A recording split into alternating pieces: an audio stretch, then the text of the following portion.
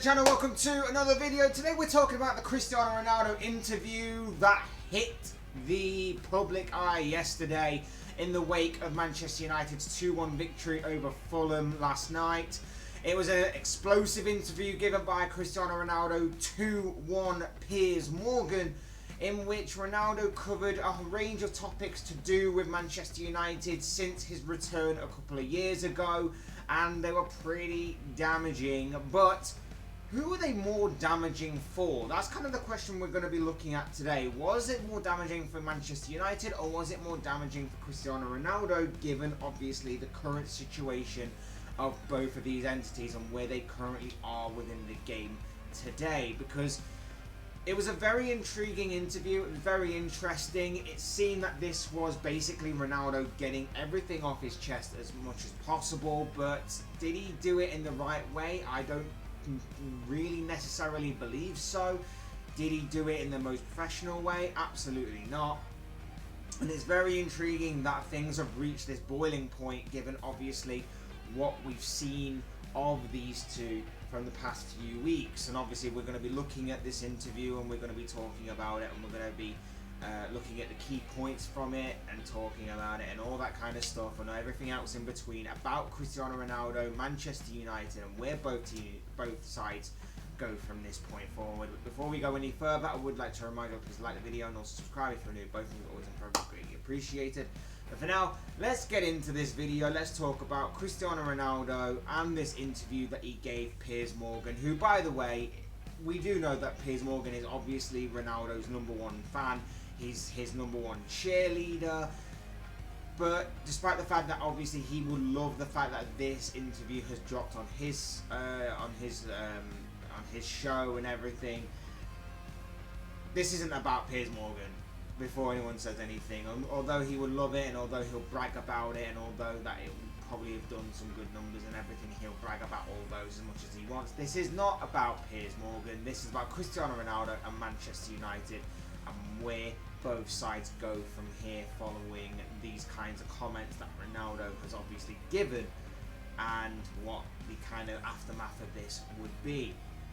Like I say, the interview dropped last night after Manchester United's 2-1 win over Fulham, a hard-fought win, a win that obviously is against a very difficult opponent this season. Fulham have obviously overachieved somewhat this season to an extent I don't think many would have believed them to. They were a difficult match, a difficult challenge for United to face last night, but it was youngster Alejandro Garnacho who managed to find the winning goal in the dying embers of the game. A big moment for United, a big moment for the youngster in particular, all overshadowed by a few hours later this Cristiano Ronaldo interview. In the interview, we've all seen it by now, it's been all plastered and promoted and whatever, and put out all over social media. Ronaldo goes into a range of topics to do with Manchester United since obviously his return to the club a couple of years ago, and it doesn't really make for great reading if obviously you're a Ronaldo fanboy. In the interview, he talks about how he feels betrayed by the club, how he felt like he was being outed by the club, and how he felt that the club just wanted him to just leave, and they were doing everything in their power to make him leave, trying to make him out to be some sort of club hero and to try and stick out the club hero kind of signature. Doesn't quite work when we all kind of know that he wanted out himself. He saw that United weren't in the Champions League, they weren't competing on the front foot of the major competitions, both domestically and in Europe, and he wanted out himself. It doesn't quite add up. He definitely wanted out of that club himself this past summer. So both sides kind of wanted out. The only difference is that Ronaldo didn't really have anybody that wanted it this summer. That's the only difference. It didn't seem like anybody was willing to take a chance. A few teams were interested. We talked about the links to the likes of Napoli and the likes of Atletico Madrid, but they didn't quite materialise. So that point doesn't quite add up. He talked about Ralph Rangnick as well. He talked about how he didn't even know who Rangnick was. The former Manchester United interim manager obviously came in the second half of last season. Ronaldo's claimed he didn't know who he was and didn't really have much respect for him. He talked about Sir Alex Ferguson. He said how Sir Alex Ferguson helped him choose Manchester United over Manchester City, when obviously a couple of summers ago he had that whole opportunity to go to Manchester City, but his former boss stepped in and persuaded him to join Manchester United instead. He told about how nothing has changed since coming back to Manchester United, and how everything was the same from when he was last there under Sir Alex Ferguson, and how there's been no progression, there's been no evolution at the club, and hence why United have fallen off a cliff this past decade or so, from being one of the top dogs in European and English football to now being somewhat mediocre and needing to be on the rise again and in need of a rebuild. Again, strange point considering that you and I all knew that. We've known that for the past several years now, that United have not been the same club. We know that there have been many problems both on and off the pitch at this club to contribute to United's downfall. And whilst for a rival fan such as myself it's been fantastic to watch, if you're about to put a neutral hat on this, we knew this. And Ronaldo is not an idiot. He should have known this as well. What was he thinking? That his arrival would change everything? Did he really have that much delusion that he is so great that he could change the entire culture of a club that had been rotting to the core for the past several years? That his arrival, his return, could change everything? Seems a bit far-fetched to me that he would genuinely believe that, when there was so much work that needed to be doing, both on and off the pitch, and in terms of infrastructure and everything else that goes along with that. Just seems pretty strange to me. He also mentioned former teammate Wayne Rooney. Rooney, of course, was thrown into this because of the comments that he made recently in terms of Ronaldo refusing to come on as a substitute in, I believe, the Tottenham game. Refused to come on as a substitute, went off down the tunnel before the final whistle had even gone. Disrespectful. I addressed this in a previous video that I did, and I said that I understand where Ronaldo was coming from in terms of his mentality, but you don't do that. Completely unprofessional, completely wrong in my opinion. Ronaldo took Rooney's comments and he basically turned them into a petty squabble kind of thing, in which he basically said that he felt Rooney was jealous that at 37 years of age, Ronaldo is still playing at what he said was a top level. He was still playing at United, he was still playing in European competitions, whilst Rooney obviously decided to retire, retired in the MLS, and obviously now is in the coaching game, the managerial game. So make of that what you will. Seemingly a bit disrespectful to a former teammate, and seemingly on the pitch at least a good friend in Rooney, who struck up quite a decent partnership during their prime at Manchester United. And then obviously he turns back to Ten Hag and he claims about the whole disrespect thing. He claims about the whole him trying to get him out thing, and he just turned around and said that he felt that Ten Hag doesn't respect him, so why should the respect be given back? So if you don't respect him, he don't respect you, and that is why there is a big falling out of this. Those were the major key points from the interview. Like I say, this isn't about Piers Morgan at all. This is about United and Cristiano Ronaldo. Interesting, very intriguing interview.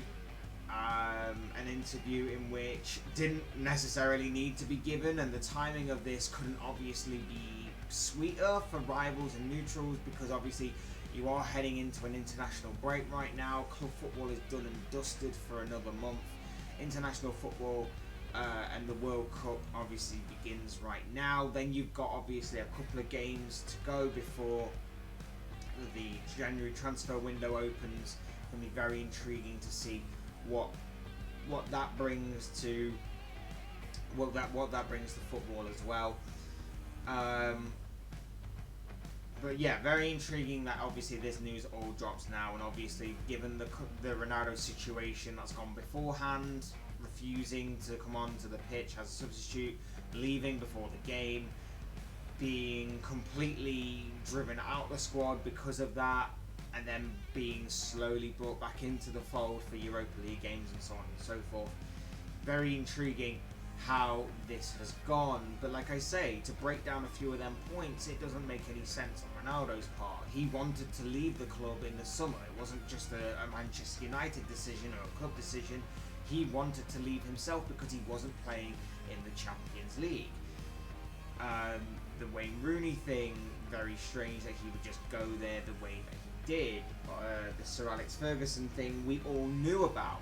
We all knew about how Sir Alex Ferguson had tempted him away from the jaws of Manchester City to going to Manchester United, and in hindsight worked out pretty well for Manchester City, it seems.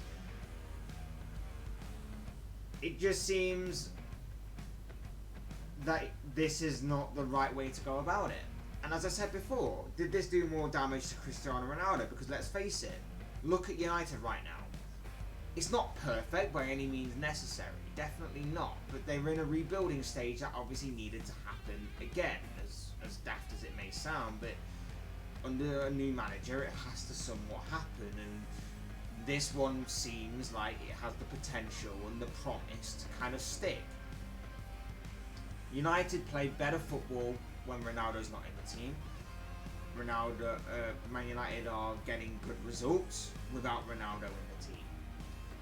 Ronaldo wanted to leave in the summer. The problem there is that no one saw him as a viable option to buy, apart from a few clubs at the top level. We're talking about at the top level, the ones that are in Champions League, the ones that are in obviously that kind of high status within the game. Atletico Madrid, Napoli. Although Napoli, I did say, were dark horses last week in the Champions League, I don't think many people would have predicted them to be that good going into the season. So maybe the ship kind of did sail a little bit on that one.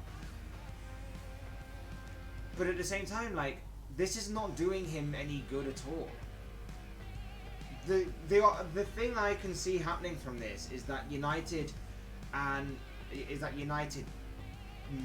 terminate his contract.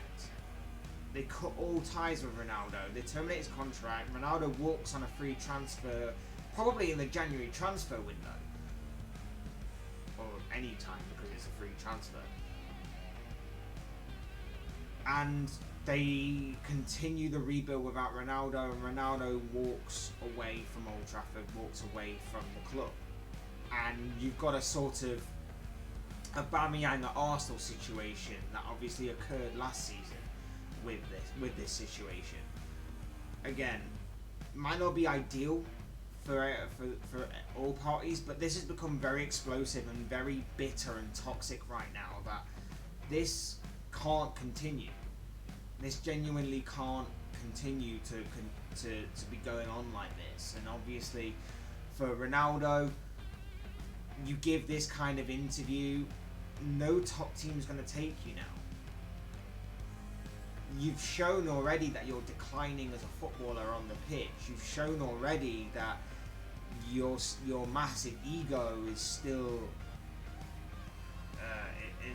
still overshadowing the progression and everything else that's going on at your current club right now. You've shown that you think you're bigger than the club, and let's face it, at a club like Manchester United that has history of getting rid of players that have seemingly gone on to show that or try and show that they are bigger than the club, hence the whole David Beckham thing of 20 odd years ago.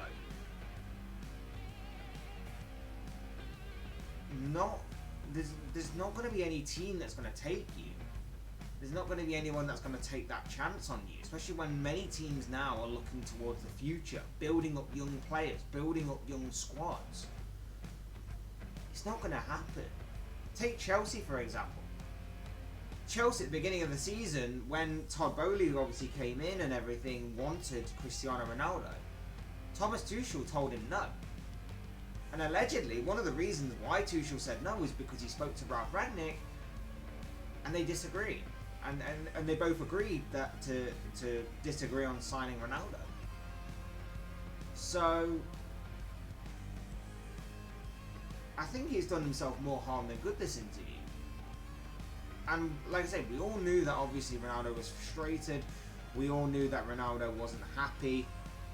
We get that. And again, I will reiterate that that's the kind of mentality that he's shown throughout his career to sort of get him to where he is in the game right now, to get him towards that top status within the game right now. And I fully understand that side of things, but there are better ways to go about it more in a more professional manner than obviously what he did.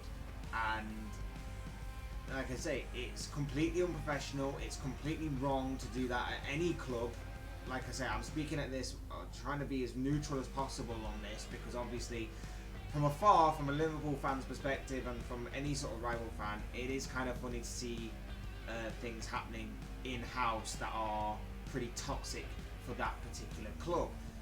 But at the same time, like I say, Liverpool fans have got, Liverpool and their club have got their own problems to worry about, rather than look over at Man United and see that they've got this massive problem, which I would say to a certain extent Erik ten Hag is dealing with to the best of his ability. I don't think obviously he's had much experience of dealing with players of this higher caliber and high status within the game, so I think that he's doing a pretty good job right now. The only thing I will say is that I've constantly said for a while that I think United are a bit of a ticking time bomb, and I think that maybe a few bad performances or a few bad results here and there could potentially swing the pendulum back onto the other side of, you know, in-house toxicity within the fan base and the divide within the fan base, and the Glazers are still there and everything. So I will say that this could be a bit of a tipping point for them, and it could be toxic if this isn't dealt with correctly, and if this is still looming over the club when obviously club football returns and everything. It could be it could be something that you might look back on and say, if obviously things have been dealt with in a different way, in a different manner, if things hadn't got out of hand so much, maybe things could have changed.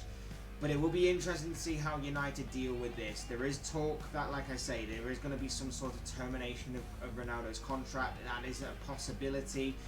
Obviously, there is a possibility that United will try and get something from him in the January, or something for him in the January transfer window. Obviously, Ronaldo will go and travel to Qatar with Portugal in the aim of trying to win the World Cup with the Portuguese national squad.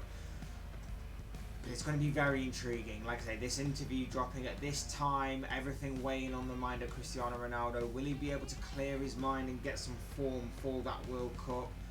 Will Manchester United terminate his contract? What is the future of Cristiano Ronaldo and Manchester United going to look like after the World Cup, or even during the World Cup? Will something break during the World Cup to sort of set things off again? Or, like I say, there's a lot of potential avenues to explore with this, and I'm just intrigued to find out what is going to happen with this whole saga. But like I say, these are just the thoughts, comments, opinions, predictions, feelings, whatever you want to call it, of this guy. I want to know what you guys think. What do you make of the news of Cristiano Ronaldo's explosive interview with Piers Morgan yesterday, hitting the public eye last night? What do you make of the whole Ronaldo situation as a whole? What do you make of the future of both Cristiano Ronaldo and Manchester United? Where do you see things heading after that interview hit last night? I'd love to know your thoughts, your comments, opinions, predictions, feelings, whatever you want to call it, down below in the comment section on this particular subject, because I'm sure it'll make an interesting reading. Otherwise, hit the like button on the way up if you enjoyed the video, subscribe if you're new and want to see more content like this, both things always and forever be greatly appreciated. And as always, thank you all so much for watching and listening. I've been Fletch, this has been another Fletch Talks video, and I'll see you all again soon in another video.